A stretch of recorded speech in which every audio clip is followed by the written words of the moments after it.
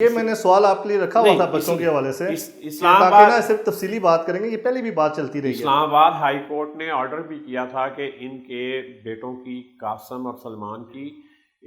آپ what's app پہ، ٹیلی phone پہ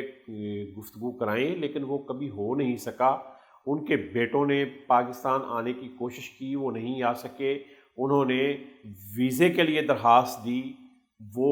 ویزا بھی ان کو نہیں ملا، ریجیکٹ ہوا۔ لیکن اب کے معاملات یہ ہیں کہ سپریم کورٹ میں اٹارنی جنرل نے کہا کہ ہم ان کے بیٹوں کی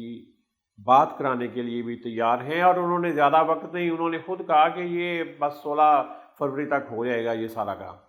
تو اگلے تیزی آ گئی ہے اگلے 4 دن جو ہیں، 5 دن، وہ اس حوالے سے بڑے امپورٹنٹ ہیں کہ انہی دنوں میں عمران خان کو علاج کی سہولت مہیا کی جائے گی، جو ان کی بڑی اشد ضرورت ہے۔ ان کی آنکھ جو ہے وہ کافی خراب